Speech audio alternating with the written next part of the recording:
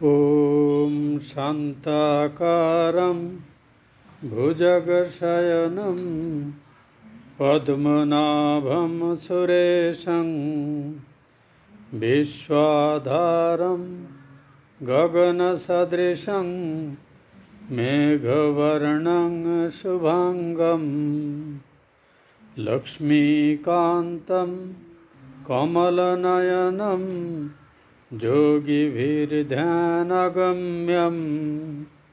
वन्दे विष्णुं भवभयहरं सर्वलोकैकनाथं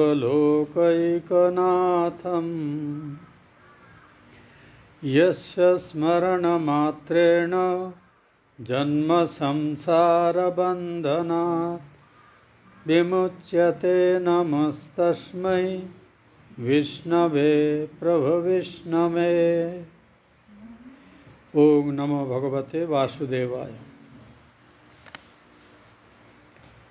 श्री भगवानेर करुणाय আমরা আজকে আবার শ্রীমদ্ ভাগবত মহাপুরাণের নবম স্কন্ধের পঞ্চদশ অধ্যায়, যেখানে আমরা আগের দিন শেষ করেছিলাম, তারপর থেকে পাঠ এবং অনুধ্যানের চেষ্টা করছি। এই অধ্যায়ের প্রথমে আমরা পড়েছিলাম যে বিখ্যাত রাজা পুরুরবার ঔরসে উর্বশীর গর্ভে যে 6টি পুত্র হয় তাদের বংশানুক্রম আমরা পড়ছি। এদের মধ্যে কুশাম্বু যার নাম ছিল, তার সন্তান গাধী। এই গাধী একটি অত্যন্ত বিখ্যাত এই বংশের রাজা। গাধীর পুত্র ছিলেন কিন্তু বিশ্বামিত্র, যিনি জন্মেছিলেন ক্ষত্রিয় হয়ে, কিন্তু পরবর্তীকালে নিজের অসাধারণ ত্যাগ তপস্যা গুণে তিনি ঋষিত্ব অর্জন করেন এবং যে বিখ্যাত গায়ত্রী মন্ত্রের কথা আমরা শুনি, এই গায়ত্রী মন্ত্র মহর্ষি বিশ্বামিত্র দৃষ্ট মন্ত্র। বিশ্বামিত্রের জন্ম নিয়ে একটি অদ্ভুত ঘটনা আছে, সেটি আমরা আগের দিন পড়েছিলাম। ঋচিকের পত্নী ছিলেন, ঋষি ঋচিকের পত্নী ছিলেন সত্যবতী, আর গাধীর মহিষী যিনি ছিলেন, অর্থাৎ এই সত্যবতীর মা, এরা দুজনেই পুত্র কামনায় মহর্ষি ঋচিকের শরণাপন্ন হন। তখন তিনি চড়ু পাক করেছিলেন ক্ষাত্রমন্ত্রে একটি, সেটি গাধীর জননী অর্থাৎ তার শাশুড়ির জন্য, আর ব্রহ্মমন্ত্রে চড়ু পাক করেছিলেন নিজ স্ত্রীর জন্য, যাতে তার সন্তান সে ঋষিই হবে। তারপরে এটি করে তিনি স্ত্রীর হাতে 2টি চড়ু দিয়ে তিনি স্নান করতে গেছেন। স্নান করে যখন এলেন, ইতিমধ্যে সত্যবতী একটু কন্যার সৌভাগ্যে ঈর্ষান্বিত ছিলেন। ভাবলেন ঋষি নিজের পত্নীর জন্য যে চড়ু পাক করেছেন, নিশ্চয়ই অধিকতর গুণসম্পন্ন সন্তানের জন্য করেছেন। তো সত্যবতীকে বললেন, না, তোমার ওইটা আমাকে দাও, আমি কি করি খাই, আর আমারটা তুমি খাও। সত্যবতী মা চাইছেন, না করলেন না।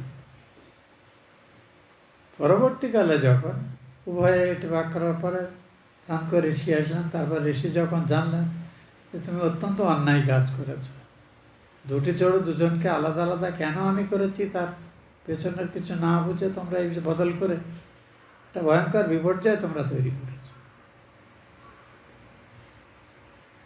তোমার মার কি হয় সেটা ভাবার দরকার নেই, কারণ তার যে সন্তান, তিনি ক্ষত্রিয় রাজার পত্নী হলেও তার সন্তানটি ব্রাহ্মণ্য গুণসম্পন্ন হয়ে জন্মাবে, আর তোমার সন্তান অত্যন্ত উগ্র ক্ষত্রিয় স্বভাবযুক্ত হবে। তখন সত্যবতী আবেদন নিবেদন কান্নাকাটি করতে লাগলেন, না, আপনি একটা কিছু প্রতিবিধান করুন।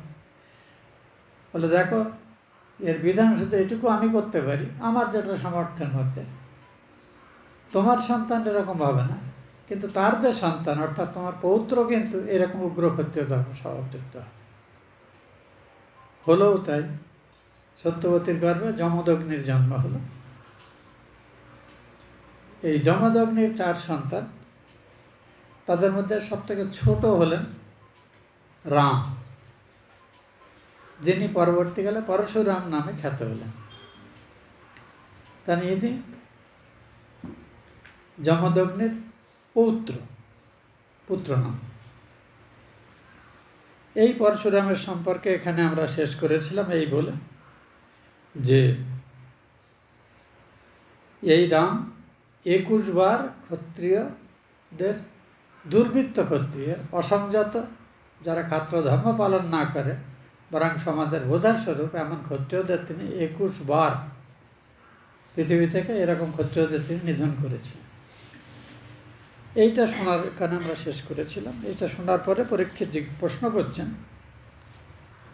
সুখদেবকে, ব্রাহ্মণ, আমার একটা জিজ্ঞাসা আছে, ক্ষত্রিয় জাতি এমন কি অপরাধ?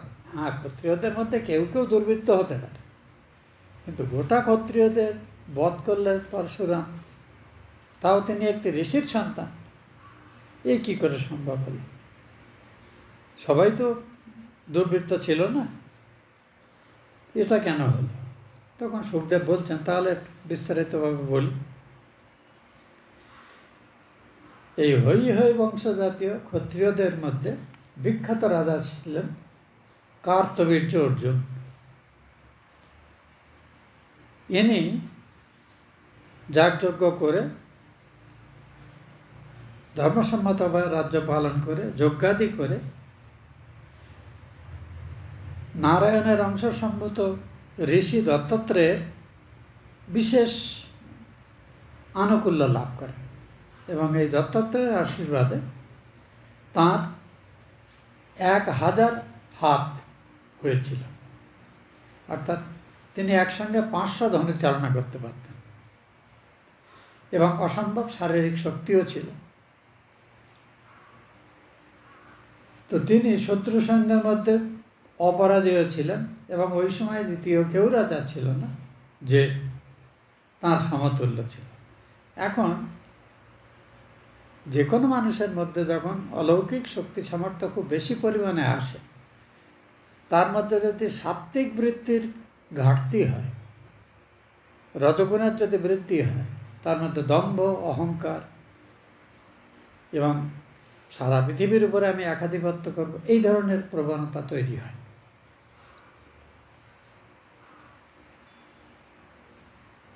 প্রথমত তিনি একজন ঋষির বিশেষ আশীর্বাদ পুষ্ট, এই অব্যাহত ইন্দ্রিয় সামর্থ্য বৃদ্ধি, তার শারীরিক মানসিক সামর্থ্যও ছিল প্রচুর, সম্পদ, প্রভাবর্তী, বলবীর্য সব কিছুই কিন্তু তিনি এই ঋষি দত্তাত্রেয়ের প্রসাদে লাভ করেছিলেন।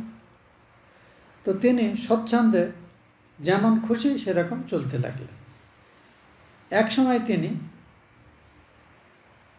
বৈজয়ন্তী মালা ধারণ করে নিজ বহু পত্নীদের সাথে নর্মদা নদীতে জল বিহার করতে করতে বললেন, না, স্রোতটা বন্ধ না করলে ঠিক মতো জলে আনন্দ করা যাচ্ছে না, তুমি বাহু দিয়ে গোটা নর্মদা জল রুদ্ধ করলে। জল রুদ্ধ করলে কি হয়? আস্তে আস্তে উঁচু হতে থাকে, তো জলটা উল্টো দিকে যেতে থাকে, উঁচু হলো। ওদিকে এই নর্মদা নদীর যেখানে কার্তবীর্য স্নান করছিলেন তার থেকে বেশ কিছুটা দূরে সেখানে রাবণ বিভিন্ন জায়গায় যুদ্ধ জায়গায় করতে একটা শিবির করেছিলেন। এই জল বাড়ার পরে রাবণের শিবির জলে ভেসে গেল। তখন রাবণ খুব রেগে গেলেন, হ্যাঁ, এমন বীর কে আছে, আমার শিবির নষ্ট করে দিল। এসে দেখলেন তখন ওই অবস্থাতে ইনি স্নান করতেন, সেই অবস্থাতে কার্তবীর্য অর্জুনকে রাবণ আক্রমণ করলেন। এখানে বর্ণনা আছে তাঁর স্ত্রীরা ছিলেন, সেই অবস্থাতেই কার্তবীর্য অর্জুন অত্যন্ত অবহেলার সাথে রাবণকে ধরে একজন বীর যেমন কাঁকড়া ধরে সেই রকম রাবণকে ধরে একটা ঘরের মধ্যে আটকে রেখেছিলেন। তাহলে কার্তবীর্য অর্জুনের বীর্য সামর্থ্য কতখানি, এটা তার একটা বড় প্রমাণ। তো এইভাবে কার্তবীর্য অর্জুন তো বিপুল প্রভাব প্রতিপত্তি নিয়ে আর প্রবল রাজার সহায়তা পেলে তার সাঙ্গপাঙ্গরা আরও বেশি হয়। আপনারা বোধহয় তারা 2 বিঘা জমি পড়েছেন, রবীন্দ্রনাথের একটি সুন্দর উক্তি আছে, রাজা যত বলে পারিষদ দলে বলে তার শতগুণ। রাজা একটুখানি করলে পারিষদরা যারা তাঁর আশীর্বাদ পুষ্ট তারা আবার একটু রাজাকে খুশি করার জন্য তার 10 গুণ বেড়ি অম্বিতম্বি করে। স্বাভাবিকভাবে ক্ষত্রিয়রা অত্যন্ত উগ্র এবং অত্যাচারী হয়ে উঠল। তো এদের একটা বিহিত করার দরকার ছিল, সেই কাজটি পরশুরাম করেছিল। কিভাবে ঘটনাটা শুরু হচ্ছে দেখুন। একদিন কার্তবীর্য অর্জুন কিছু সৈন্য সামন্ত এদের সব নিয়ে এই পশু মৃগয়া, আজকাল আমরা হরিণ টরিণ শিকার করা ওয়াইল্ড লাইফ থেকে নিয়ম হয়েছে, জেল হয়ে যাবে। তো তখন এটা রাজাদের একটি ব্যাসন, এটি খুব উল্লেখযোগ্য গুণ না। মৃগয়া করতে গেছে মানে শখে শিকার করা, প্রয়োজন বলে খাদ্যের জন্য শিকার তা না, শখের জন্যে পশুবোধ করা। তা বেরিয়ে ঘুরতে ঘুরতে সেই সৈন্য সামন্ত নিয়ে ঋষি যমদগ্নির তপবনে এসে হাজির হলেন। খুব শান্ত মনে, যথারীতি মনিরা তাঁরা যেহেতু জানতেন যে একজন ভালো শক্ত সমর্থ সুশাসক রাজা যদি রাজ্যে থাকে তাহলে তাদের শাসনে সবাই সংযত থাকে, দুর্বৃত্তরা দুষ্ট প্রকৃতির মানুষরা তারা মাথা তোলার সুযোগ পায় না। তো সেই জন্যে রাজাদের তারা সম্মান করতেন। তো বললেন ঋষির আশ্রমে এসেছেন যখন, তখন তার আতিথেয়তা করতে হয়। তো ঋষির কাছে একটি কামধেনু ছিল। এই বশিষ্ঠের কামধেনুর গল্প আর একটি আছে, আমরা অন্য জায়গায় পড়বো হয়তো কোনো সময়, এখানে যদি আসে, অথবা আপনারা রামায়ণ মহাভারতেও পাবেন। তো এই কামধেনুকে বললেন যে এটা এসেছে, তাই সৈন্য সামন্ত সবাইকে আমি আতিথ্য করতে চাই, তুমি সব ব্যবস্থা কর। তো সেই কামধেনু প্রচুর পরিমাণ আহার জাতি ইত্যাদি সব প্রদান করলেন। তাতে অত্যন্ত পরিতুষ্টি সহকারে রাজা সহ এদের সবাইকে খাওয়া দাওয়া করা হয়। রাজা খুব খুশি হলেন। ঋষির খুশি তো তার অবাক লাগলো যে আমার এত সৈন্য সামন্ত, আমাদের একটা ঋষি কুড়ে ঘরে বাস করে, সেই মানুষটার এত তপবল, সে একটা কামধেনুর সাহায্য। তার মানে এই কামধেনু যদি আমার কাছে থাকে তাহলে আমাকে আর কষ্ট করে যুদ্ধ করতে হবে না, একে দিয়েই আমি সব করতে পারি। এমনকি বিপক্ষ শত্রু যদি আসে, একে চাইলে আমি যা চাইবো সে দিয়ে দেবে, সৈন্য সামন্ত এসে শত্রুদের পরাজিত করে দেবে। তো ঋষিকে কিছু না বলেই এত সুন্দর আতিথ্য করলেন, তার জন্য কৃতজ্ঞতা প্রকাশ না করে উল্লেখ সবাই বললেন এই কামধেনুটা নিয়ে চলো, আমরা ওখানে নিয়ে রেখে দেবো রাজধানীতে। ঋষি স্বাভাবিকভাবে শান্ত ধৈর্যশীল মানুষ, তিনি কিছু বললেন না। তা কামধেনুকে নিয়ে চলে গেল সবাই। কার্তবীর্যের কামধেনু কান্নাকাটি করছিলেন জোর করে যখন নিয়ে যায়, কিন্তু এরা তো জোর করে নিয়ে, এই কার্তবীর্যের রাজধানী ছিল মাহিষ্মতি নগরী। এই মাহিষ্মতি আমাদের ইতিহাস পুরাণের একটা অত্যন্ত প্রসিদ্ধ নগরী। এটি মহারাষ্ট্র মধ্যপ্রদেশ এরিয়াতে পড়ে। এখন রাজা লোকজন সহ আশ্রয় থেকে প্রস্থান করবার পর কিছুক্ষণ বাদে যমদগ্নির পুত্র ছোট ছেলে পরশুরাম, যিনি অসম্ভব, তিনি ঋষির ছেলে হলেও তিনি অস্ত্রবিদ্যা ইত্যাদি তার স্বাভাবিক রুচি থাকাতে, এবং মনে দেখবেন এটি কিন্তু সেই ঋষিকৃতির তার দাদুর দেওয়া আশীর্বাদেরই ফল, অন্য বাইরে নয়। কিন্তু পরশুরাম খাত্র স্বভাব নিয়ে জন্মেছিলেন, যদিও ঋষির সন্তান। তিনি যুদ্ধবিদ্যা ইত্যাদিতে অত্যন্ত পারদর্শী ছিলেন এবং প্রচুর শক্তিশালী, আবার সাধন ভজনও তেমনি তিনি খুব প্রখরভাবে করতেন। তাহলে বীর এবং একজন অত্যন্ত বড় সাধক, সব গুণই তাঁর ছিল। পরশুরাম আশ্রমে আগমন করলেন এবং কার্তবীর্যের দৌরাত্ম্যবার্তা শ্রবণ করে একটা বিষাক্ত সাপকে কেউ যদি তার লেজে পা দেয় তো সে যেমন ক্রুদ্ধ হয়, তেমনি তিনি ভীষণ পরশু সেই কুঠার, তুন, ধনু, মান, বর্ম ইত্যাদি সব গ্রহণ করলেন এবং একটা টাস্কার, হাতির দলের যে সর্দার, সে যেমন মহাবৈদ্যের সঙ্গে বন জঙ্গল গাছপালা ভেঙে তার শত্রুপক্ষকে আক্রমণ করে, সেইভাবে এই কার্তবীর্য সৈন্যরা এবং কার্তবীর্য যে কামধনুকে নিয়ে গেছিলেন এদের পেছন থেকে ধাওয়া করল। কার্তবীর্য পুরী প্রবেশ করছেন, তখন তিনি তো সবার আগে ছিলেন, দেখলেন তার পেছনে পেছনে পরশুরাম আসছেন। তিনি কৃষ্ণ মৃগের যে চামড়া পরিধানে তার, এবং হাতে পরশু, বাণ, তীর, ধনু। পরশুরামের বীরত্ব বিখ্যাত ছিল, সবাই শুনেছেন। সেগুলো নিয়ে তিনি প্রবল বেগে আসছেন, যেন একটা প্রবল ঝঞ্ঝা যেমন আছে সেইভাবে তিনি তাঁর সৌর জটাগুলোর থেকে যেন জ্যোতি বেরোচ্ছে, মানে ক্রোধ যেন তার শরীর থেকে তেজের মতো বেরোচ্ছে, সেটা দেখে বোঝা যাচ্ছে তিনি অত্যন্ত ক্রুদ্ধ। এই দেখে কার্তবীর্য তখন তাঁর সৈন্যদের গদা, অসি, বাণ, রেষ্টি সব রকম অস্ত্রশস্ত্র দিয়ে হাতি, ঘোড়া, রথ, পদাতিক সৈন্যসহ ১৭ অক্ষৌহিনী সেনা প্রেরণ করলেন। আপনারা জানেন কুরুক্ষেত্র যুদ্ধে 18 অক্ষৌহিনী সেনার মধ্যে যুদ্ধ হয়েছিল। 11 অক্ষৌহিনী ছিল কৌরবদের পক্ষে, আর 17 অক্ষৌহিনী ছিল পাণ্ডবদের পক্ষে। এই অক্ষৌহিনীর একটা হিসেব আছে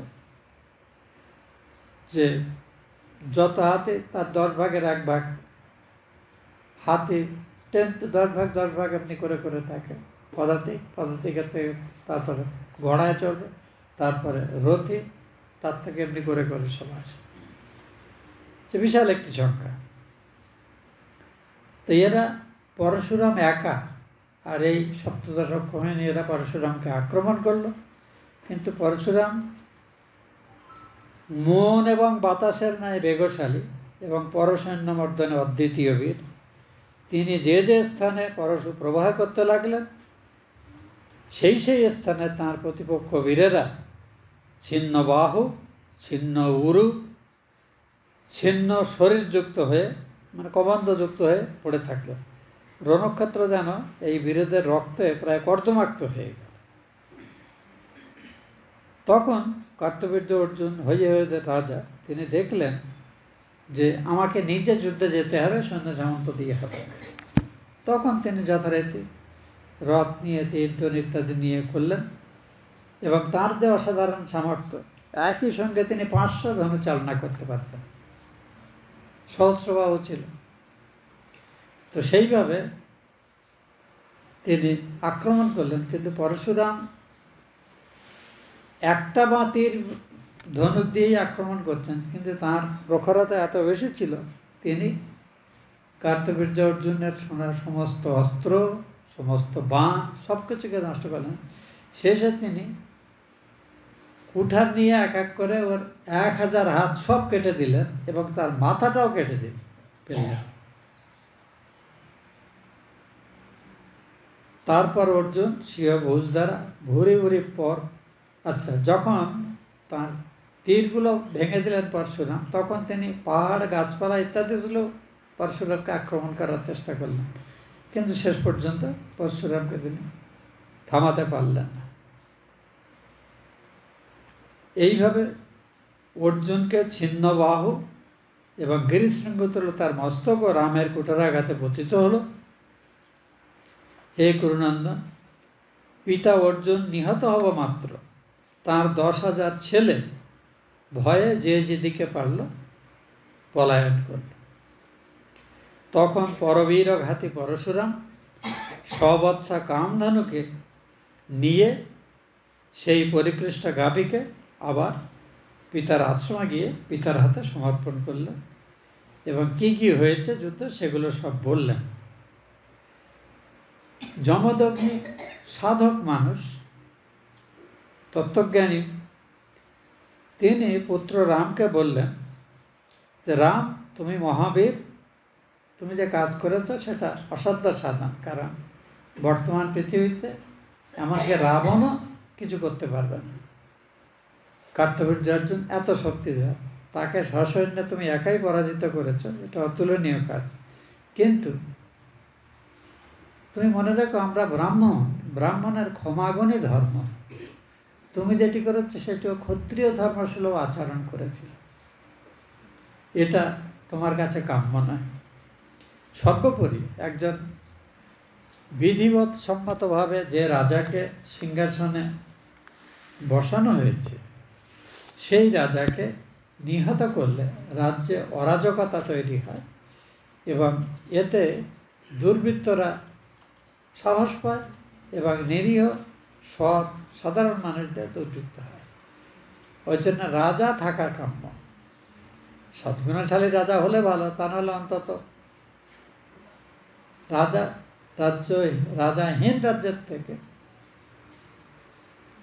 অপেক্ষাকৃত কম দক্ষতা সম্পন্ন রাজাও প্রয়োজন, কারণ তা না হলে অরাজকতা তৈরি হয়। ওই অরাজকতা কথাটা নৈরাজ্য এর থেকে চালু হয়েছে।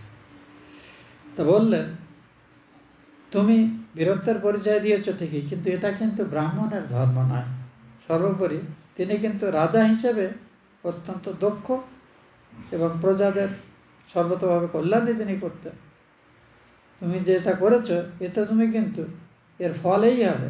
আমরা যারা ব্রাহ্মণ তপবনবাসী সাধ্য, আমরাও কিন্তু নিরিবিলিতে সাধন ভজন জপ তপ ইত্যাদি করতে পারবো না। কাজেই তুমি যেটা করেছো কাজটা ঠিক করনি, অন্যভাবে শাসন করা যেত। আর তুমি ক্ষমাগুণ, যেটা ব্রাহ্মণের সব থেকে প্রয়োজন, সেটা এই ব্রাহ্মণের, এই যে আমরা বলি ব্রাহ্মণকে কেন সর্বোচ্চ সম্মান দেওয়া হয়, অনেকে ব্রাহ্মণের সম্মান দাবি করে, কিন্তু ব্রাহ্মণসুলভ গুণ আয়ত্ত করাও যে ব্রাহ্মণের একটি কর্তব্য, এই অংশটা কিন্তু সবাই আবার মনোযোগ দিয়ে দেখে না। তা পরশুরামকে উদ্দেশ্য করে তাঁর পিতা ঋষি যমদগ্নি যে কথাগুলি বলছেন, সে কথাগুলি আমি এখানে ঠিক পড়ে শোনাচ্ছি আপনাদের, যাতে কী রকম গুণ থাকলে একজন ব্রাহ্মণকে ব্রাহ্মণ বলা হয়। গীতাতে কিন্তু অষ্টাদশ অধ্যায়ে ব্রাহ্মণ, ক্ষত্রিয়, বৈশ্য এবং শূদ্র, এই যে 4 বর্ণে গুণকর্মের ভিত্তিতে সমাজ বিভাগের কথা আছে, সেখানে ব্রাহ্মণের গুণের কথা বলা আছে খুব সুন্দরভাবে। তো এখানে শুধু ক্ষমাগুণটি নিয়ে বলছেন যে ক্ষমাগুণ খুব সহজ নয়। বৎস, আমরা ব্রাহ্মণ, ক্ষমাগুণই আমাদের কিন্তু শ্রেষ্ঠ অলঙ্কার। ক্ষমাগুণেই আমরা জগতের পূজনীয়। ব্রহ্মা ওই ক্ষমাগুণ দ্বারাই লোকগুরু বলে সারা পৃথিবীতে পূজনীয়, এবং পরমেষ্টি পথ অর্থাৎ স্রষ্টার পথ তাকে নারায়ণ দিয়েছেন এই ক্ষমাগুণের জন্য। বৎস, ব্রহ্মশ্রী ক্ষমা দ্বারাই সূর্যপ্রভার ন্যায় প্রদীপ্ত হইয়া থাকে। একজন ব্রাহ্মণের ব্রহ্মতেজ থাকে, কিন্তু এই ক্ষমাগুণ দ্বারা সেটি ঢাকা থাকে বলে বাইরে থেকে লোকে সেটি বুঝতে পারে না, কারণ তিনি এর প্রকাশ বা লোকচক্ষুতে কোনো বাহাদুরি নেওয়ার জন্য বা অন্যের কৃতিত্ব দাবি করার জন্য তিনি এর প্রদর্শন করেন না কখনো। ক্ষেত্র বিশেষে তিনি এর প্রয়োগ করেন, কিন্তু এর প্রচার করতে তিনি চান না। ব্রহ্মশ্রী ক্ষমা দ্বারাই সূর্যপ্রভার ন্যায় প্রদীপ্ত হয়ে থাকে। ক্ষমাশীল ব্যক্তিদের উপরেই ভগবান হরি শীঘ্র সন্তুষ্ট হয়ে থাকেন। পুত্র, অভিষিক্ত ক্ষত্রিয় রাজের বধ সাধন ব্রহ্মহত্যা অপেক্ষাও গুরুতর পাপ। কেন? কারণ ভালো রাজা না থাকলে সেই রাজ্যে ব্রাহ্মণরা তাদের ব্রাহ্মণ্য বৃত্তি নিয়েও কিন্তু বাঁচতে পারে না শান্তিতে, যেটা আমরা দেখেছি যে রামায়ণে ঋষিরা যজ্ঞ করছে, রাক্ষসরা এসে সেখানে নানা রকম উপদ্রব করছে। তাই বলিতেছি, তুমি এর প্রায়শ্চিত্ত স্বরূপ এখনই নিজেকে ভগবানের পায়ে অর্পণ করে বিভিন্ন পবিত্র তীর্থ পর্যটন করো এবং সেখানে গিয়ে তপস্যা করো, করে এই ক্ষত্রিয় রাজার যে হত্যা সাধন তুমি করেছ সেটা করো। কার্তবীর্য অর্জুন কিন্তু নির্দোষ ছিলেন না। যে ব্রাহ্মণ কামধেনুর সহায়তায় তার যজ্ঞের প্রয়োজন নির্বাহ করে সন্তুষ্ট থাকতেন, তিনি এর দ্বারা কখনো সুখ সম্পদ রাজ্যাধিকার চাননি, সেটা নিয়েছেন।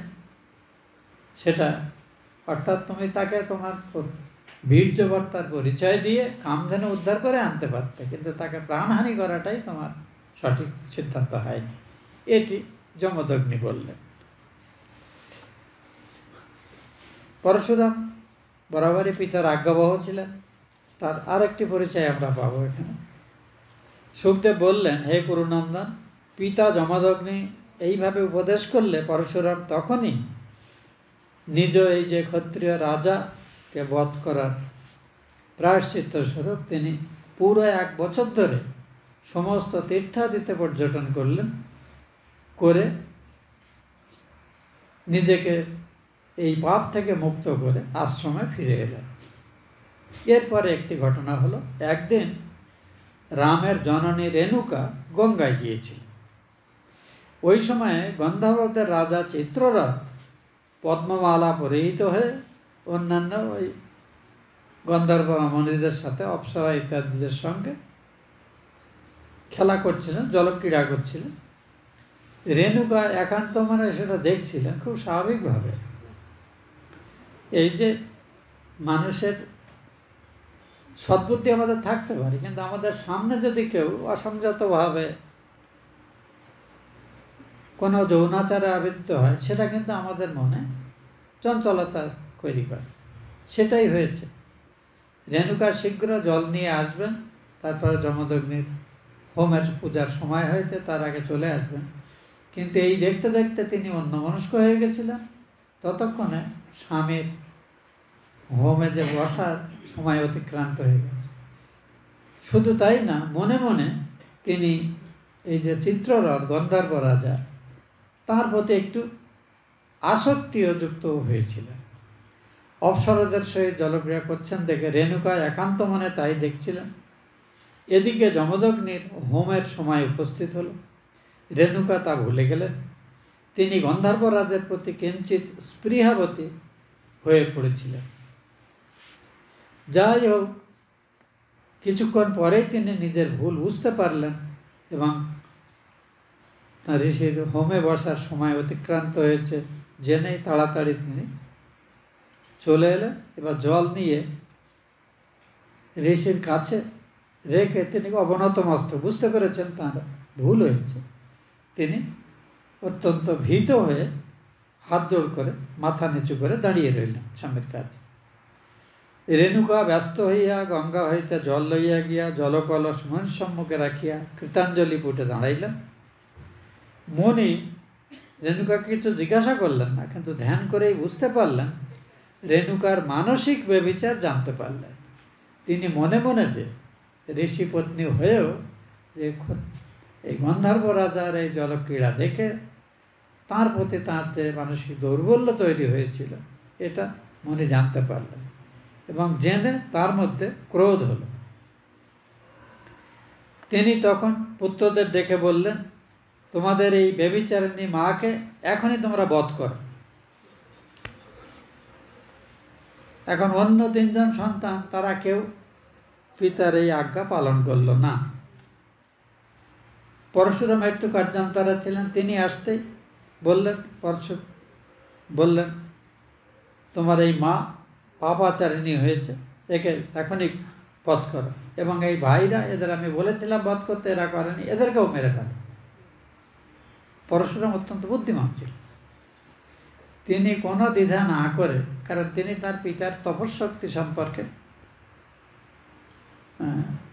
ছিলেন এবং তিনি এটাও চিন্তা করলেন, আমার ভাইরা পিতার আজ্ঞা অমান্য করেছে বলে তিনি তাদের তো অভিশাপ দেবেন, তারা মারা যাক, এই অর্ডার হুকুম তিনি অলরেডি দিয়েছেন। আমি যদি না করে আমাকেও তিনি একইভাবে অভিশাপ দিতে পারেন। বরং আমি যদি তাকে সন্তুষ্ট করি, তাহলে সন্তুষ্ট হলে তিনি আমাকে আশীর্বাদ করলে আমি এদের জীবন বাবার ভিক্ষা চাইতে পারি। এই কথা বলে পরশুরাম এই হিসেব করে নিজ মা এবং এই যে 3 ভাই, 3 জনকেই তিনি পিতার সামনে হত্যা করলেন। পরশুরাম পিতার যোগ এবং তপস্যার প্রভাব বিশেষ রূপে জানতেন। সুতরাং তিনি বুঝেছিলেন, আমি যদি পিতার আদেশ পালন না করি তবে আমাকেও অভিশাপে দগ্ধ হতে হবে, আর আদেশ পালন করলে পিতৃবারের শেষে সকলকেই আমি সঞ্জীবিত করতে পারি। পরশুরামের ধারণাই ঠিক হলো। পুত্রের কার্যে পিতা যমদগ্নি প্রীত হয়ে পুত্রকে বরদানে উদ্যত হইলেন। পরশুরাম বর চাইলেন, আমি যে মাতা এবং ভ্রাতাদিগকে নিহত করিয়াছি তাহারা এখনই পুনরুজ্জীবিত হোক, এবং আমি যে তাদের বধ করেছি এই স্মৃতি যেন তাদের মনে না থাকে, তারা যেন ভুলে যায় যে আমি তাদের বধ করেছিলাম।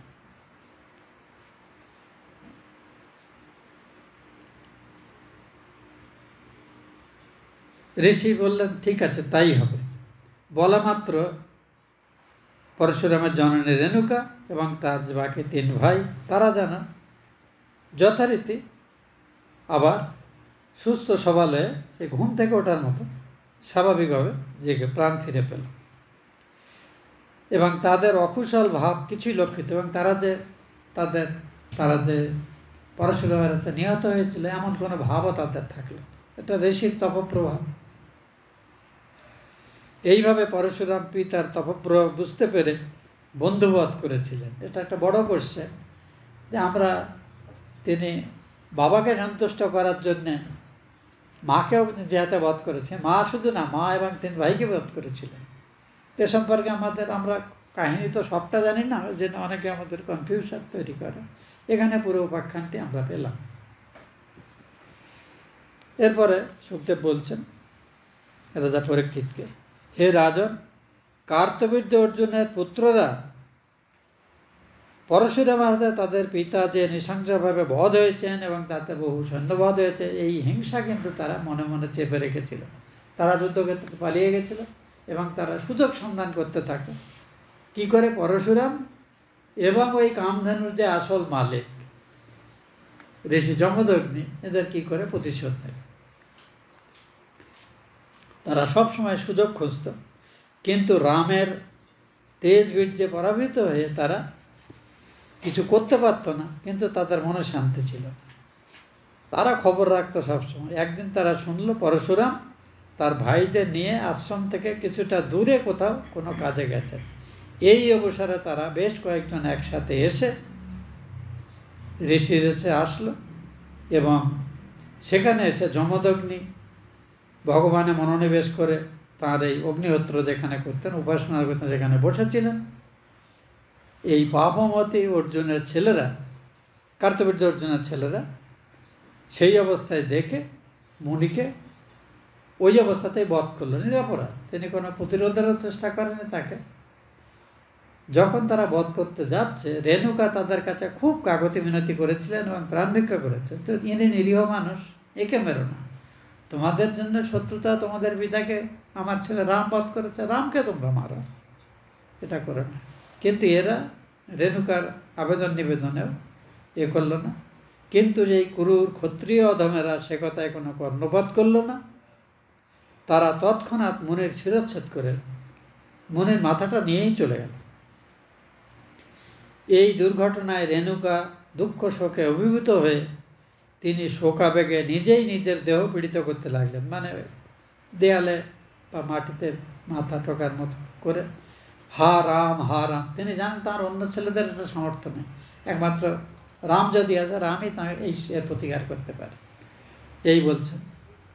পরশুরাম এবং তার বাইরে একটু দূর থেকে আসছে, শুনতে পেলেন যে বাড়িতে কান্নার শব্দ আসছে। তখন তারা তাড়াতাড়ি এসে দেখলেন যে পিতা নিহত অবস্থায় পড়ে আছেন। এটা দেখে রাম প্রভৃতি পুত্রেরা দুঃখে শোকে বেদনায় শোকমোহিত হলেন। তারা বলতে রাখলেন, হে পিতা, আপনি অত্যন্ত ধার্মিক এবং সাধু পুরুষ। আপনি আমাদিগকে পরিত্যাগ করে আজ স্বর্গধামে গমন করেছেন। এই রূপ বিলাপ করে তাহলে পিতা এইভাবে মারা গেলেন, কিন্তু তিনি স্বর্গধামে গেলেন বা উচ্চলোকে গতি হলো, এটি ছেলেরা কীভাবে ভাবছে? কারণ মনে ধ্যান করছিলেন তিনি বসে, সেই অবস্থাতেই কোনো তাকে প্রস্তুতির সুযোগ না দিয়ে রেণুকা নিষেধ না করে কার্তবীর্য অর্জুনের ছেলেরা তাকে মেরেছে। তা ভগবানের ধ্যান করতে করতে যার শরীর যায় তার ভগবানের পায়ে গতি হবে, এ বিষয়ে কোনো সন্দেহ নেই। ভগবানেরই কথা আছে সম্পর্কে। আপনি আমাদিগকে পরিত্যাগ করতে স্বর্গধামে গমন করিলেন। এই রূপ বিলাপ করতে করতে পরশুরাম পিতার মৃতদেহ ভাইদের হাতে দিয়েছে যে আপনারা সৎকাজে যা করার করুন, এই যে নির্বোধেরা এই করেছে এদেরকে আমি এখন উচিত শিক্ষা দেব। এর আগে কার্তবীর্যকে মারার পরে তিনি জপ ধ্যান তপস্যা করে নিজেকে অনেকটা সংযোজন, কিন্তু মনে রাখতে হবে তার জন্মই হয়েছে কিন্তু ঋষি ঋচিক ক্ষাত্র ধর্মে সে মন্ত্র প্রয়োগ করে একজন উগ্র তেজস্বী ক্ষত্রিয়ের যাতে সন্তান হয় সেই অর্থে তিনি তার এই চড়ু পাক করেছিলেন, তার প্রভাবেই তার জন্ম হয়েছে। কাজেই তার মধ্যে এই ক্ষত্রিয় তেজ বীর্য তিনি সাধন ভজন দিয়ে চাপা রাখলেও কোনো বিশেষ উপলক্ষ হলেই এটি তার এই ক্ষাত্রবীর্যের ভাবটি চলে আসতো তার মধ্যে। যাই হোক, এটা তিনি বলা হয় পরশুরামকে নারায়ণের অংশসম্মত মহাপুরুষ জ্ঞান এই জন্যে করা হয়, কারণ যখনই পৃথিবীতে অন্যায়ের অত্যন্ত প্রসার হয়, নিরীহ মানুষরা কষ্ট পায়, যারা এই অন্যায়ের কারণ হয় তাদের নিহত করার জন্য ভগবান কোনো না কোনো আকারে পৃথিবীতে এসে এই পরিস্থিতির সাম্য রক্ষা করে। এই ক্ষত্রিয়দের নিধন করার প্রয়োজন ছিল, তার জন্যই যেন পরশুরাম শরীর অবলম্বনে ভগবান এই কাজগুলো করেছে। তো এটা আমাদের ভারতে অবতারত্বের যে ধারণাগুলো আছে তার সঙ্গে সঙ্গতিপূর্ণ।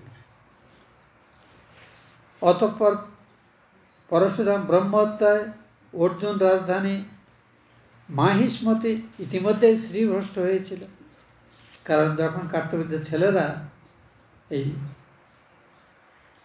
যমদগ্নি মুক্ত অসাধারণ একজন বেদজ্ঞ ব্রাহ্মণকে হত্যা করবে, এই ব্রহ্মহত্যার পাপের যে ফল আছে তার ফলেই কিন্তু কার্তবীর্যে অর্জুনের যে রাজধানীতে যেখানে তার ছেলেরা থাকতো সেখানে অলরেডি শ্রীহীন অবস্থা তৈরি হয়েছিল।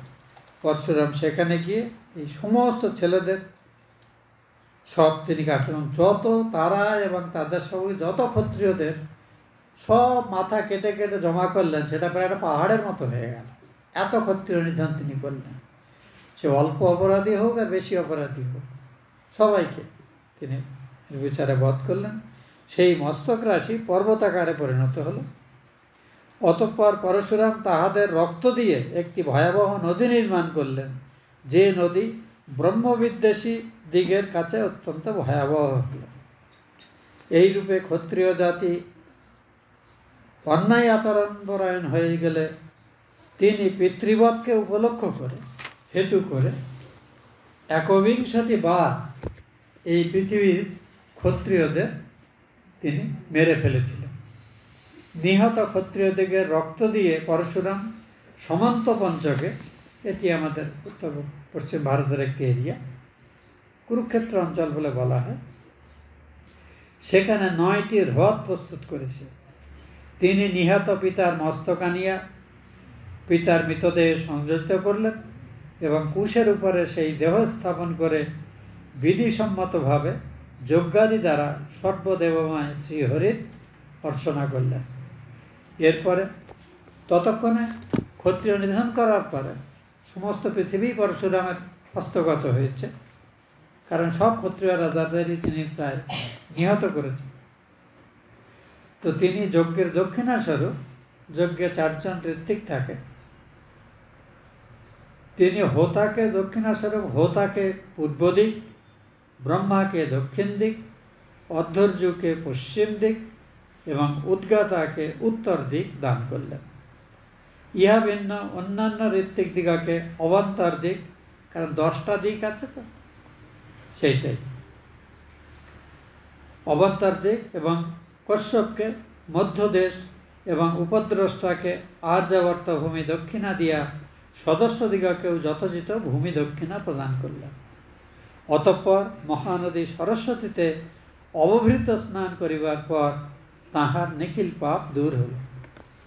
এই অবহিত স্নান একটি শাস্ত্রবিধি মতে কোনো একটি যাগযজ্ঞ ইত্যাদি করার পরেও করা হয়, আবার প্রায়শ্চিত্ত ইত্যাদি যা কোনো স্বেচ্ছায় বা ইচ্ছায় বা বাধ্যবাধকতার বশত হয়ে আমরা যদি কোনো ক্রূর কর্ম বা পাপাচারণ কেউ করে থাকে তো সেটা করার জন্য কিছু প্রায়শ্চিত্ত বিধি আছে। এগুলো করার পরেও কিন্তু চিত্তশুদ্ধির জন্য অবমৃত স্নানে ঠিক শাস্ত্রীয় বিধি আছে। এগুলো বৈষ্ণব যে পঞ্চরাত্র সংহিতা আছে সেখানে বিস্তারিতভাবে বলা আছে। তিনি মেঘমুক্ত মার্কণ্ডবট বিরাজ করিতে লাগিলেন। মুনি যমদগ্নি পরশুরাম কর্তৃক পূজিত হইয়া স্মৃতিরূপ স্বীয় দেহ লাভ করিলেন এবং সপ্তর্ষি মণ্ডলে গিয়া সপ্তম ঋষি রূপে বিরাজিত হইলেন। হে রাজন, যমদগ্নি নন্দন ভগবান পরশুরাম আগামী মন্বন্তরে বেদ প্রবর্তক ঋষি হয়ে সপ্তর্ষি মণ্ডলে বিরাজ করবেন। এই রাম অদ্যাপি, মানে যে সময় পরীক্ষিতকে সুখদেব এই কাহিনী শোনাচ্ছেন সেই সময় বলছেন, এই রাম অদ্যাপি মহেন্দ্র পর্বতে বাস করিতেছেন। তিনি এখন নস্তদণ্ড। ইহার বুদ্ধি এখন প্রশান্ত। সিদ্ধ, গন্ধর্ব এবং চারণগণ ইহার চরিতাবলী গান করিয়া থাকেন। আমরা মহাভারতে পড়েছি যে গঙ্গা দেবী সন্তানের থেকে অষ্টবসুকে সন্তান হিসেবে লাভ করেছিলেন, কিন্তু আগে থেকেই কথা ছিল এই বসুটা সন্তান হওয়া মাত্র তিনি তাদের গঙ্গায় ফেলে দেবেন, অর্থাৎ মেরে ফেলবেন। এই অষ্টম সন্তানকে শান্তনু নিষেধ করেছিলেন বলে সেই জন্যে বলেছেন ঠিকই আছে, একে আমি বাঁচিয়ে রাখলাম, তা আমি সঙ্গে নিয়ে যাচ্ছি, একে আমি শিক্ষা দীক্ষা দিয়ে পাঠাবো। এই ভীষ্ম অস্ত্রশিক্ষা কিন্তু পরশুরামের কাছে করেছে। কর্ণ তার পরিচয় গোপন করে পরশুরামের কাছে অস্ত্রশিক্ষা করেছিল। সেসব কাহিনী আপনারা মহাভারতে শুনে থাকবেন। বিশ্বআত্মা ভগবান হরি এইভাবে ভৃগু বংশে অবতীর্ণ হয়ে, অর্থাৎ পরশুরাম রূপে অবতীর্ণ হয়ে পৃথিবীর ভারস্বরূপ দুরাচারী ক্ষত্রিয় রাজাদের বহুবার বধ করেছিলেন। রাজা গাধির পুত্র মহাতেজা বিশ্বামিত্র প্রদীপ্ত অগ্নির ন্যায় প্রতিভাত হইয়াছিলেন। তিনি তপপ্রভাবে ক্ষত্রিয়ত্ব পরিভাব করিয়া ব্রহ্মতেজ লাভ করেছিলেন। দেখুন, ঋষির যে পুত্রেষ্টি যজ্ঞ এর ফল বলুন। অ্যাকচুয়ালি বিশ্বামিত্রের জন্ম হওয়ার কথা ছিল সত্যবতীর গর্ভে, সেটা না করে ওই মা এবং মেয়ের মধ্যে যে যজ্ঞের চরিত্র তৈরি করা, সেটা বিনিময় করার ফলে বিশ্বামিত্র জন্মালেন ক্ষত্রিয় রাজার সন্তান হয়ে, কিন্তু পরবর্তীকালে তাঁর ভেতরের যে সংস্কার সেটি প্রবল হলো এবং তিনি এ নিয়ে বিশ্বামিত্র বৈশিষ্ট্যের মধ্যে বহু ঘটনা আছে, সেখানেও একটি কামধনুর কাহিনী জড়িত আছে। তো সেই বিশ্বামিত্র কিন্তু ঋষিত্ব অর্জন করলেন। পরশুরাম তিনি ওই একই ঋষির আশীর্বাদের ফলস্বরূপ ব্রাহ্মণ সন্তান হয়েও প্রচণ্ড উগ্র ক্ষত্রিয় স্বভাবযুক্ত হলেন এবং তিনি অসংযত ক্ষত্রিয়দের নিধনের কারণ হলেন। এখানে একটা জিনিস আমার মাথায় আসছিল, সেটা আমি ভাবলাম আপনাদের কাছেও প্রসঙ্গটি করা যায়। যমদগ্নি একজন তত্ত্বজ্ঞানী ঋষি এবং অসাধারণ ক্ষমতা সম্পন্ন, কিন্তু অকারণে তিনি শক্তির প্রদর্শন করতেন না, আমরা সেটি পড়েছি। কোনো ব্রহ্মজ্ঞ মানুষই ব্রহ্মতেজের প্রকাশ অকারণে করেন না। তো তিনি কেন নিরীহ অবস্থায়, ধ্যানরত অবস্থায় এই দুর্বৃত্ত ক্ষত্রিয়দের হাতে বধ হলেন? এটা স্বাভাবিকভাবে প্রশ্ন হতে পারে, তিনি তো ক্ষতি করেননি কেন? তো আমার মনে হলো যমদগ্নি নিজে কার্তবীর্য অর্জুনকে বধ করার জন্য পরশুরামকে তপস্যা করে এই রাজা বধের পাপ থেকে নিজেকে মুক্ত করার জন্য পরামর্শ দিলেন। পরশুরাম তা করলেন, কিন্তু নিজেরই পত্নী রেণুকার মানসিক ব্যভিচার, তিনি বাস্তবে কোনো ব্যভিচারে লিপ্ত হননি, গন্ধর্বরা চিত্ররা নিজ পত্নীদের সাথে জলক্রীড়া ইত্যাদি করতেন, সেটা থেকে তাঁর মনেও কামভাবের উদ্দীপনা হয়, যার জন্য তিনি ভাবতেন এই রাজার রানীরা নিশ্চয়ই ভাগ্যবান, এদের মধ্যে আমিও যদি একজন হতাম, এরকম একটা ভাবনা তার মধ্যে এসেছিল। তো এই মানসিক ব্যবচারের জন্যে তার অপরাধ ছিল, ঠিকই আছে, এমন অপচার অনেকেরই হতে পারে, কিন্তু বাস্তবে তো তিনি কোনো পাপাচারে লিপ্ত হননি। কিন্তু এই লঘু পাপের জন্য যমদগ্নি রেণুকাকে কিন্তু গুরুদণ্ড দিয়েছেন, ছেলেকে বলেছেন এই মাকে মেরে ফেল। তা আমার মনে হয় এই যে লঘু পাপে গুরুদণ্ড দেওয়ার, অথচ এখানে তিনি নিজেই কিন্তু ক্ষমাগুণের যে প্রশংসা করেছেন, নিজেই নিজ উপদেশের বিরোধিতা করেছেন। তো এরই ফলস্বরূপ হয়তো সাধারণত অবস্থায় তিনি যখন ধ্যানস্থ হতেন, সেই অবস্থায় এই দুষ্ট প্রকৃতির ক্ষত্রিয়রা এসে তাকে মেরে ফেলল। যাই হোক, শরীর ধারণ করলে শরীর কোনো না কোনোভাবে নষ্ট হবেই, কিন্তু কার্যকারণ সম্পর্ক কিভাবে বিচিত্রভাবে আমাদের জীবনকে আচ্ছন্ন করে থাকে, এটার একটি কিন্তু অদ্ভুত নমুনা। এখানে এই ব্যাখ্যাটি দেওয়া নেই, কিন্তু ভাবতে গিয়ে আমার মনে হলো যে যমদগ্নির মনে এত শক্তিশালী একজন ঋষি, যিনি পরবর্তীকালে সপ্তর্ষি মণ্ডলে স্থান পেয়েছেন, তো তার মৃত্যু কেন এইরকমভাবে হলো?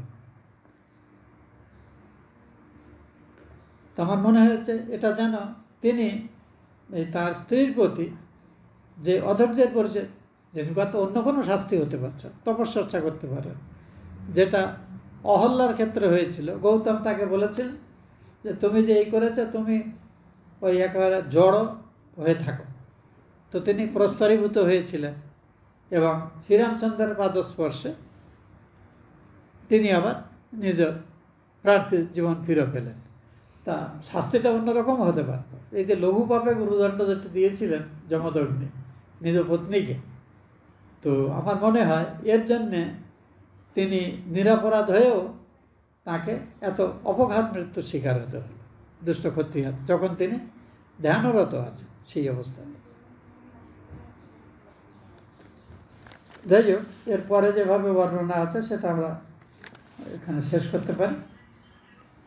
এখানে বিশ্বামিত্রের জীবন একটি মহাবিস্তৃত, এবং বিশ্বামিত্রের রাজা হরিশ্চন্দ্রের সঙ্গে আছে, আবার সেই রাজবংশে বহু পরে দশরথ জন্মাচ্ছেন, তার সময় রামচন্দ্রের সঙ্গে বিশ্বামিত্রের ঘটনা আছে। বিশ্বামিত্র আমাদের ইতিহাস পুরাণে বহু জায়গাতে তিনি জুড়ে আছেন এবং মহাপ্রভাবশালী ঋষি হিসেবে আছেন। আবার এক সময় তিনি অসাধারণ রাজাও ছিলেন। সে কাহিনী অত্যন্ত মনোরম, যে কেন তিনি এই করলেন। আমি শুধু সংক্ষেপে একটুখানি আপনাদের বলে দিই। একবার বিশ্বামিত্র সসৈন্য, তিনি তখন রাজা, বশিষ্ঠের আশ্রমে গেছেন। তা বশিষ্ঠের একটা কামধেনু ছিল, তো সেটিকে তিনি ব্যবহার করতেন। তার যজ্ঞের যা কিছু প্রয়োজন হতো সেটা কিন্তু তাকে বলতেন, কামধেনু সেগুলো সরবরাহ করতেন। তো রাজাকে এইভাবে সসৈন্যে পরিচিত করলেন, যেভাবে কার্তবীর্য অর্জুনকে করা হয়েছে। তখন রাজা বললেন, এই গরুটাকে আমাকে দেন। বলে, না ভাই, তোমার তো রাজ সম্পদ কত কি আছে, আমার কিছুই নেই, কিন্তু আমার এই যজ্ঞের যা প্রয়োজন এটি আমি কামধেনু আমাকে সরবরাহ করে, তার জন্যেই আমি তাকে রেখেছি। বিশ্বামিত্র যখন জোর করে কামধেনুকে নিয়ে যাওয়ার চেষ্টা করলেন, তা বশিষ্ঠ বললেন, কামধেনু কান্নাকাটি করছে, বলে আপনি আমাকে রক্ষা করুন। তো বললেন, তুমি নিজেকে রক্ষা করো নিজে। আশ্চর্য, এই কামধেনু আওয়াজ করার সঙ্গে তার মুখ থেকে শস্ত্রধারী বিপুল পরিমাণ সব সৈন্য ইত্যাদিরা এসে তারা নিঃশেষে বিশ্বামিত্রকে সৈন্যবাহিনীতে পরাজিত করে। এই একটি ঘটনা। এরপরে বিশ্বামিত্র বললেন, চেষ্টা করলেন যে এরপরে না, কামধেনু না, একে অন্য একটি ঘটনা উপলক্ষে আবার তিনি বশিষ্ঠের সঙ্গে তার সংজ্ঞায়িত উপস্থিত হলেন এবং বিশ্বামিত্র তখন এসে রাজার সঙ্গে যুদ্ধে প্রয়োজন হল। আশ্চর্য, বিশ্বামিত্র যত রকম শস্ত্রাঘাত করছেন, বশিষ্ঠ শুধুমাত্র তার যে একটা ব্রহ্মদণ্ড বলে, একটা ঋষিরা ধ্যান করার জন্য হাত রাখার জন্য, মানে হাত একভাবে রাখার জন্য একটা লাঠির মতো ব্যবহার করে, দেখেছেন আপনারা সিনেমাতে। তো তার ওইটাকে তুলে বিশ্বামিত্রের সমস্ত অর্থ প্রতিঘাত করলেন। এই দেখার পরে বিশ্বামিত্রের মধ্যে, রাজা বিশ্বামিত্রের মধ্যে বললো, এ কি? বললেন, এই ব্রহ্মতেজের কাছে পৃথিবীতে আমরা ক্ষত্রিয়রা যত শক্তির, যত তেজ বীর্যের গর্ব করে থাকি, ব্রহ্মতেজের কাছে তা কিছুই না। কাজে এই ব্রহ্মতেজের সামর্থ্যই আমি অর্জন করব। তিনি রাজ্যপাট সব ছেড়ে দিয়ে তিনি তপস্যায় মন দিলেন এবং এই ঋষিত্ব অর্জন করলেন। সেও লম্বা একটি কাহিনী, খুব সহজে সেটি হয়নি। অন্য সবাই স্বীকার করলো, বশিষ্ঠ তাকে স্বীকার করেননি, কারণ বিশ্বামিত্র তখনও ক্রোধ জয় করতে পারেন এবং তার জন্যে বশিষ্ঠের বহু সন্তানকে বিশ্বামিত্র মেরে ফেলেছে। এক রাজাকে অভিশাপ দিয়ে, যে রাজাকে দিয়ে বিশ্বামিত্র সব সন্তানদের রাক্ষস করে খাইয়ে দিয়েছে। এত সব কাণ্ড হয়েছে। শেষ পর্যন্ত যখন বিশ্বামিত্র ক্রোধ জয় করলেন, তখন বশিষ্ঠ তাকে, হ্যাঁ, এখন তুমি ব্রাহ্মণ পদবীর যোগ্য হয়েছে, স্বীকার করবে। তো সে একটি বড় কাহিনী। তো এই বিশ্বামিত্রের উপাখ্যান এখানে খুব সংক্ষেপে বলে এই অধ্যায়টি শেষ করা হচ্ছে, যে বিশ্বাত্মা ভগবান হরি এইভাবে ভৃগুবংশে অবতীর্ণ হয়ে পৃথিবীর ভারস্বরূপ ক্ষত্রিয় রাজাদের বহুবার বধ করেছিলেন। তিনি গাধীর পুত্র মহাতেজা বিশ্বামিত্র প্রদীপ্ত পাবকের ন্যায় প্রতিভাত হইয়াছিলেন। তিনি তপপ্রভাবে ক্ষত্রিয়ত্ব পরিহার করে ব্রহ্মতেজ লাভ করেছিলেন। ইহার 100 পুত্র জন্মগ্রহণ করেন। ইহাদিগের মধ্যে 50-এর পরে 51তম যিনি আর কি, তার নাম ছিল মধুচ্ছন্দা। তো 100 ছেলে হলেও এই 51তম যে সন্তান, এই মধুচ্ছন্দা নামে তার সব পুত্ররা অভিহিত হতেন। বিশ্বামিত্র ভৃগুবংশীয় অজিগর্ত নামক একটি ব্রাহ্মণের ছেলে সুনশ্বেপকে পুত্ররূপে গ্রহণ করিয়েছেন। এই সুনশ্বেপকে গ্রহণ এক মজার কাণ্ড। হরিশ্চন্দ্রের পুত্র ওই রোহিতের জীবন রক্ষা নিয়ে সুনশ্বেপকে পুত্ররূপে গ্রহণ করেছিলেন এবং তাহাকে দেবরাত নামে অভিহিত করেন এবং স্বীয় পুত্রদের বলেন যে তোমরা একে আমি পুত্ররূপে গ্রহণ করেছি, একেই তোমাদের মধ্যে জ্যেষ্ঠ জ্ঞান করো। সুনশ্বেপের রাজা হরিশ্চন্দ্রের যজ্ঞে পশুরূপে বিকৃত হইয়া, কেন সুনশ্বেপের বাবা অজিগর্ত, তাঁর 3 সন্তানের কাছে হরিশ্চন্দ্র নিজের পুত্র রোহিতের জীবন রক্ষার জন্যে একটি নরবলির জন্যে বলি খুঁজছিলেন, অন্য কেউ দেবে না। এই অজিগর্তর কাছে গেলেন 3 সন্তান। অজিগর্ত বললেন, বড় ছেলেকে আমি দেব না। অজিগর্তের স্ত্রী বললেন, আমার ছোট ছেলেকে আমি দেব না। তখন এই সুনশ্বেপ ছিল মধ্যম পুত্র, তখন বললে, একে আপনি নিয়ে যান। রাজা বহু অর্থ দিয়ে সুনশ্বেপকে নিয়ে যজ্ঞে যখন বলে দেবেন, বিশ্বামিত্র তাকে শিখিয়ে দিলেন কিভাবে দেবতাদের অর্চনা করতে হয়। এবার দেবতাদের অনুগ্রহে এই সুনশ্বেপ এই দেবতাদের প্রসাদে এই বলির হাত থেকে রক্ষা পেলেন। তারপরে বিশ্বামিত্র তাকে নিয়ে এলেন। এইভাবে বিশ্বামিত্রের সঙ্গে যোগ হলেন এবং বিশ্বামিত্র তাকে এনে নিজের ছেলেদের বললেন, তোমরা একে তোমাদের জ্যেষ্ঠ ভ্রাতা হিসেবে জ্ঞান করো।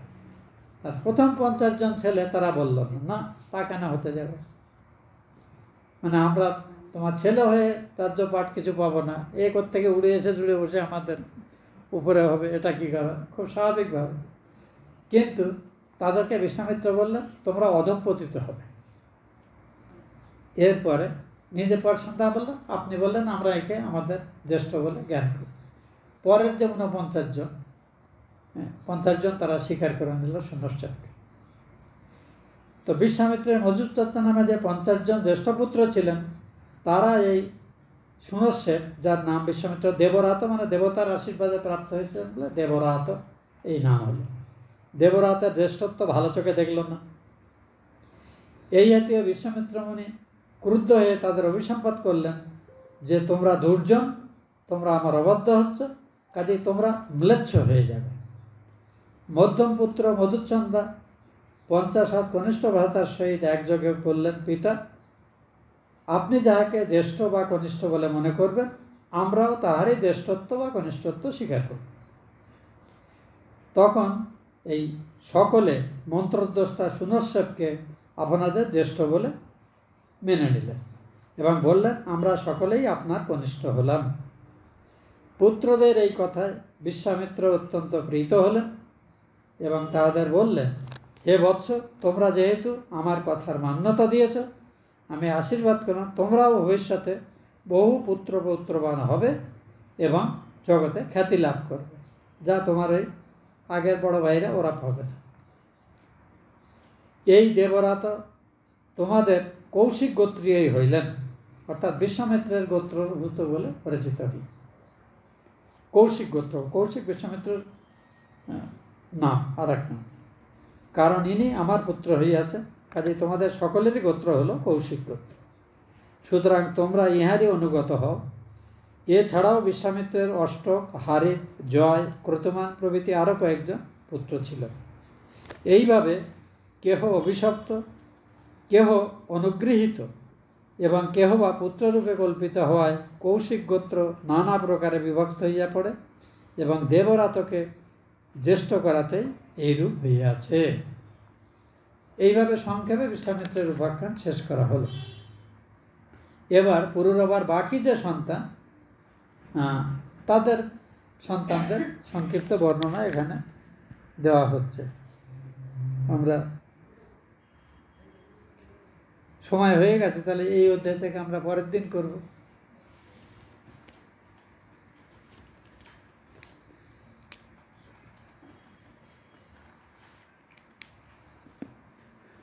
ओम इतपूर्वं प्राणबुद्धि देहधर्माधिकारत जाग्रत स्वप्न सुषुप्ति अवस्थासु मनसा वाचा कर्मणा हस्ताभ्यं पद्भ्यं उदरेण शिष्णा यत्कृतं यदुक्तं यत्स्मितं तत्सर्वं ब्रह्मार्पणं भवतु स्वाहा।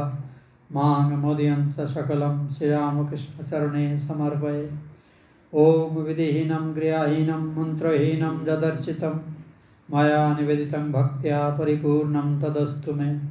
कर्मणा मनसा वाचा तत्र नान्यगतिर्मम अन्तश्चारेण भूतानां द्रष्टातं परमेश्वर। ओम शांति शांति शांति। हरि ओम तत्सत्। श्रीरामकृष्णार्पणमस्तु।